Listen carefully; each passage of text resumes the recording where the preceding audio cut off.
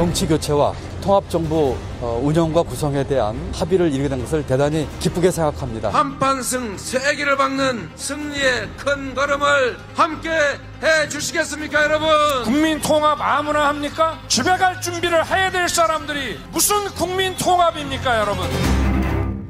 예, 오늘로 딱 일주일 남았습니다. 대세가 없는 선거전이 끝까지 계속되는 양상이죠. 그렇다 보니까 후보들은 할 수 있는 모든 걸 하려고 애쓰는데 민주당에서는 마지막 승부수가 통합정부론인 것 같습니다. 쉽게 말하면 이재명이 대통령 되면 다당제 보장하겠다. 대통령 권한도 축소하겠다. 그러니까 공감하는 분들은 함께 합시다.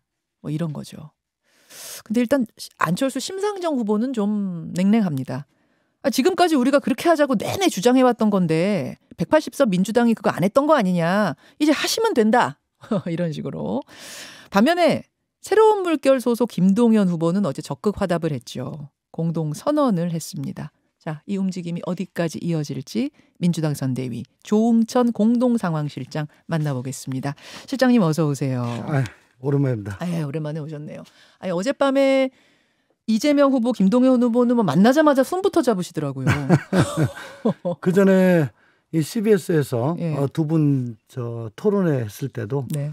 상당히 공통점이 많았었죠. 원래 그렇게 돈독한 사이셨어요? 뭐 돈독하신지 모르겠지만은 뭐 지향점이나 정책적으로 상당히 공통점이 많고 그래서 서로 손잡고 일하면 괜찮겠다 그런 생각을 하신 것 같아요. 진짜 손도 잡고 정책적으로도 손잡고 5개 항에 합의를 했습니다. 네네. 어떤 건지 좀 소개를 해 주실 수 있을까요? 네. 87전 체제가 지금 문제니까 개헌을 하는데 네.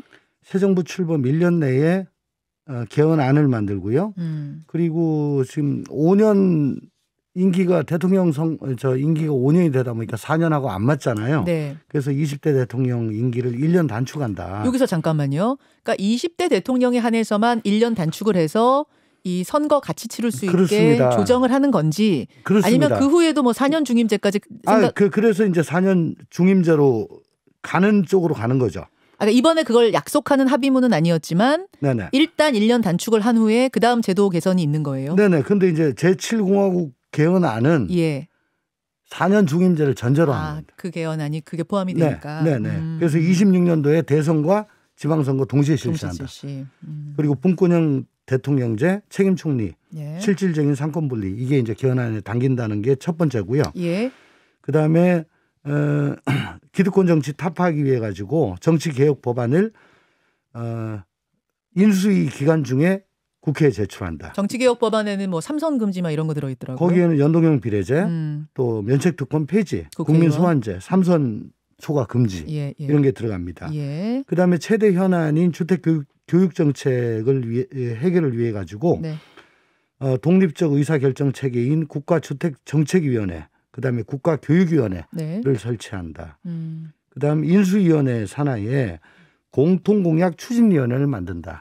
뭐 이런 내용. 그리고 서로 국정운영 동반자로 국민통합정부를 구성한다. 자, 그 마지막 항에 대한 질문입니다. 국정운영의 동반자로서 국민통합정부를 꾸린다. 그러면은 이재명 후보가 당선이 되면 김동연 후보가 이제 동반자라고 지금 했으니까 어떤 중책 같은 걸 맡기게 되는 건가요? 그런 거죠. 이재명 후보는 뭐 김동연 후보뿐만 아니고 네. 이념과 진영을 넘어서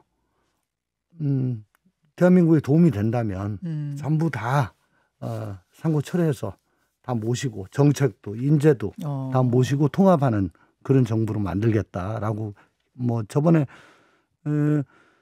공식 선거 운동 직전에 얘기를 하기 시작해가지고 계속 지금 얘기를 하고 있죠. 아니 김동연 후보한테 무슨 자리 준다 이렇게까지 약속하는 건 안 되지만 네네. 조응천 의원 생각 속에는 한 이 정도까지 자리를 드리면 동반이 되겠다 이런 건 있어요? 저는 그 뭐 가늠하기가 힘듭니다. 그건 가늠하기 힘들고. 그렇군요. 사실상 후보 단일화로 봐야 되는 겁니까? 그것도 두 분께서 어떤 말씀하셨는지 모르겠는데 네. 저는 이게 뭐 대선 승리를 전제로 한다기보다는 사실 이번 20대 대선이 정말 역대급 비호감 대선이다라고 하잖아요. 네. 그러니까 시대 정신 사라졌고 거대 담론이 사라졌다라고 예. 하잖아요. 저도 상당히 그게 안타깝습니다. 근데 어저께 이 공동선언을 통해 가지고 예. 이번 대선 시대 정신이 기득권 깨기다라고 규정을 했습니다. 그리고 최우선 과제는 정치 교체다라고 어제 발표를 했죠. 사실 대선이 이렇게까지 혼탁하면 안 되고요. 순기능이 있어요. 5년간 내재되어 왔던 우리 사회의 모순과 갈등 이걸 다 끄집어내 가지고 치열한 논쟁을 통해서 거대 담론으로 승화를 시켜야 됩니다. 네네. 그래서 그걸 용광로 안에 넣어가지고 녹여내고 그래서 국민의 선택을 통해서 국가적 지향점 예. 그걸 선택을 하는 거죠. 이게 대선의 그 순기능인데 그게 그동안에 실종이 됐어요. 그래서 어제 그 공동선언은 뭐 대선에서의 유불리를 떠나가지고 네. 20대 대선에서 사라진 거대 담론이 이제 드디어 나왔다. 순기능이 나왔다. 저는 그런 쪽에서 상당히 의미가 있다고 보는 거죠. 너무 늦게 나온 거 아니에요? 지금 일주일 남았는데? 사실 막 그냥 서로 막 던지기 시합을 하다 보니까 그렇게 됐는데 저는 계속 이렇게 하면은 정치 혐오가 예. 누적이 돼서 정치의 효용성에 대해서 국민들이 예. 정말 실망하시고 그러면 앞으로 이 정치인들 왕따 당한다. 저는 그런 위기감이 많았었습니다. 많았는데 이제 그게 계속 잘 안 되다가 예. 마지막에라도 우리 던지자. 예. 담론을 거대 담론 던진 거다 다행입니다. 말씀. 네. 근데 이제 송합정보론을 좀 비판적으로 보시는 분들 입장에서 질문을 드려보면 이런 얘기를 하세요. 아니 그렇게 좋은 거라고 생각했으면 180석 거대당이 일찌감치 추진 좀 하지. 선거 때 되니까 그것도 1, 2주 앞두고 그거 띄우나? 솔직히 그거 선거용 쇼 아닙니까? 이런 얘기들 하세요. 그게 바로 그 리더의 역할, 리더의 역할이죠.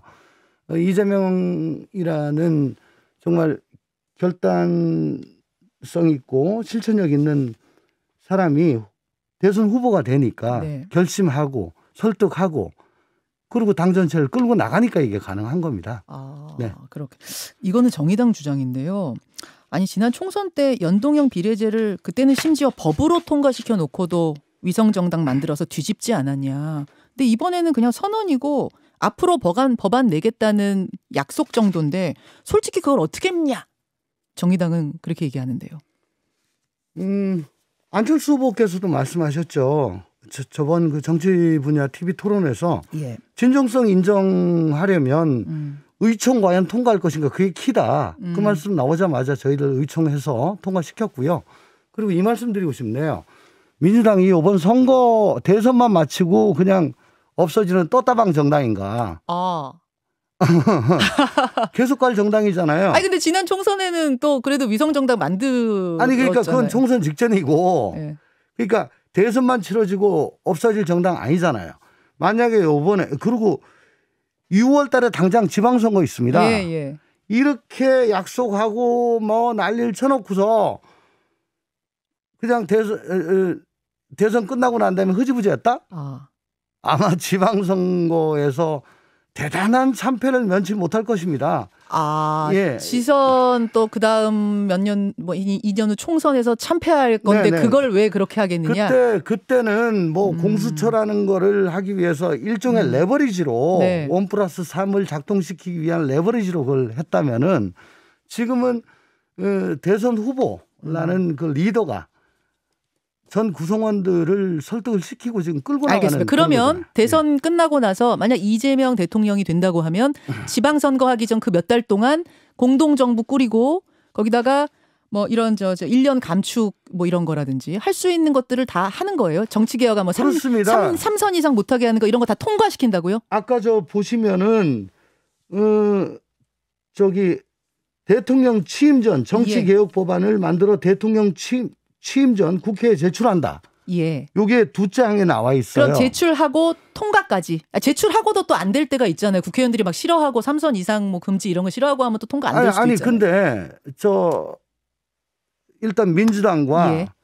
민주당이 이걸 발의를 하는데 예. 그러면 정의당이나 국민의당에서 이걸 반대할 이유는 없겠죠. 없죠. 그러면 국민의힘에서 네.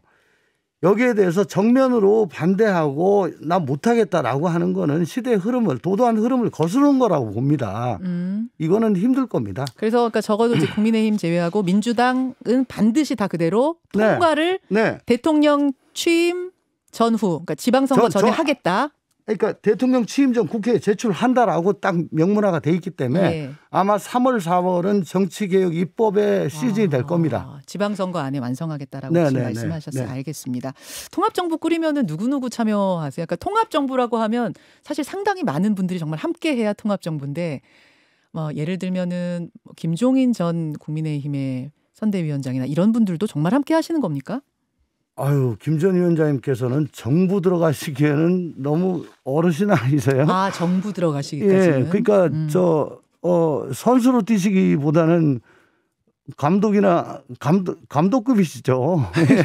뭐 무슨 인수위원장 또 뭐 통합정부위원장 요런 얘기들이 보도는 되더라고요. 그러니까 함부로 말씀드리기가 좀 주저되는데 어쨌든 그 김종인 위원장님이 그 선수로 뛰실 건 아니고. 레벨은 아닌 것 같습니다. 인수위원장 이런 것들은 선수예요, 아니에요?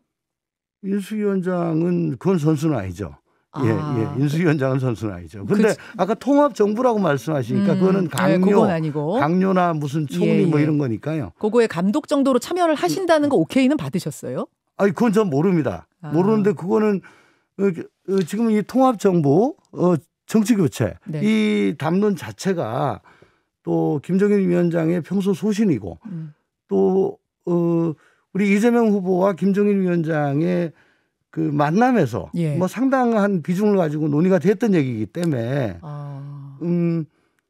만약에 대선 승리 후에 좀 도와주십시오라고 하면은 여기에 대해서 그렇게 뭐 내치지는 않지 않으실 거 아닌가 하는 뭐 그런 정도의 생각은 갖고 있습니다만은 뭐 위원장님께서 어떻게 하실런지 그건 뭐 제가 알겠습니다. 생각하는 건 좀 서부릅니다. 민주당 선대위 조홍천 공동상황실장 만나고 있습니다.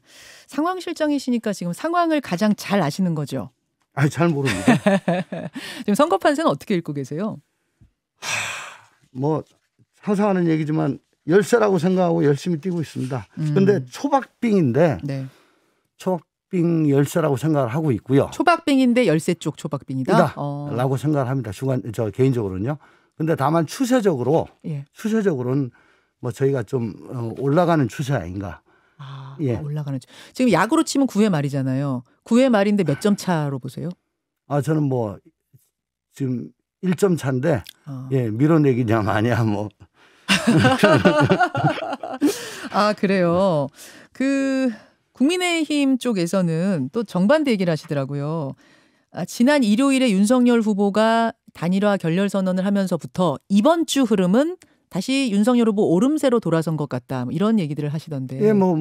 이제는 각자 자기 지지층들 결집시키기 위해서 자기 유리한 쪽으로 얘기를 하죠. 그런 건가요? 네. 여론조사는 사실 발표 시점보다 조사 시점이 중요합니다, 여러분. 그걸 잘 보셔야 되는데 일요일 윤석열 후보의 단일화 중단 기자회견 후의 여론조사를 한번 보겠습니다. 후에 실시한 여론조사 서울경제가 칸타코리아에 의뢰해서 27일부터 그러니까 27, 28, 3월 1일 3일간 조사를 했대요. 1028명 대상. 지금 보여드리고 있는데 이재명 34.1, 윤석열 44.1. 지난주 조사들이 거의 박빙이었던 거에 비해서 이 조사는 상당히 차이가 많이 벌어져서 이게 이렇게 벌어진 게 어떻게 벌어졌나 이런 얘기들을 합니다. 어떻게 생각하세요? 이런 걸 소위 튀는 여론조사라고 그러죠. 다른 거에 비해서 딴 건 전부 다 쫙 붙었거나 동일하거나 혹은 뭐 최소한 오차 범위 내인데 이렇게 10% 떨어진 거 이건 튀는 조사인데 저는 그렇게 생각합니다. 개별 시점에 여론조사 수치에 주목하시지 말고 이 칸타코리아의 여론조사 1차, 2차, 3차 지금 그래프가 있는데요. 네네. 그 추세를 좀 보시라. 보시면은 파란색 31.3, 32.2, 34.1. 파란색 이재명 후보. 빨간색 41.2, 41.3, 44.1. 윤석열 후보. 이 추세는 동일합니다. 그리고 이 격차도요. 다 저 오차범위 바뀝니다. 즉, 요번에 이걸 가지고 단일화 결렬 후 부동층이 결집했다라고 해석하는 거는 이거는 어떤 의도를 가진 의도를 가진 해석이라고 밖에 볼 수 없어요. 왜냐? 1차, 2차, 3차가 똑같습니다. 아, 2월 초조사나 지금 2월 말 3월 초조사나 여기는 늘 이렇게 지금 벌어졌었다. 네. 이 조사의 추세는 항상 이래요. 아, 그래. 그거 왜 그래요, 여기는? 그거는 잘 모르겠습니다만은 제가 요걸 좀 확인을 해보니까 네. 뭐 이 보도된 건 아닙니다. 네. 다만 제가 개인적으로 확인을 해본 바에 의하면 단일화가 27일 날 이렇게 해서 결렬이 됐습니다라고 하면서 그 일지까지 공개가 됐잖아요. 네. 협상 일지. 그럼에도 불구하고 요번에 단일화 관련 질문 문항이 5개가 됐대요. 아, 그러니까 칸타코리아가 조사할 때 예. 단일화 관련된 게 너무 많아서 단일화 효과를 머릿속에 넣었다. 27일 이후인데 아. 그럼에도 불구하고 누구로 단일화 될 것 같냐? 윤석열로 단일화되면 이길 것 같냐? 총 몇 개 질문 중에? 이게 한 10개 되나요? 총 15개 중에 15개 중에 5개가? 5개가 그러니까 다 끝났는데 이 뭐지? 생뚱맞은 거죠. 그러니까 좀 진보 쪽 혹은 민주당 지지 쪽은 이거 뭐지? 단일화 안 끝났나?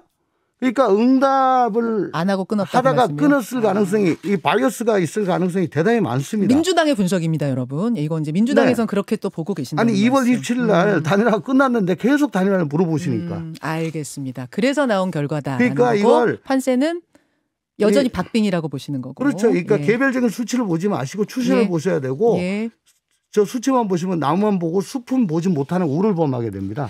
예, 민주당의 상황실장이 분석하신 지금의 상황 판세까지 듣는 것으로 하죠. 조홍천 의원님 고맙습니다. 감사합니다. 예. 김현정의 뉴스쇼는 청취자 여러분의 참여로 이루어집니다. 트위터, 페이스북, 레인보우 게시판, 그리고 단문 50원, 장문 100원의 유료 문자 샵 1212, 우물정 1212 통해 참여하실 수 있습니다. 김현정의 뉴스쇼, 여러분과 함께 만듭니다.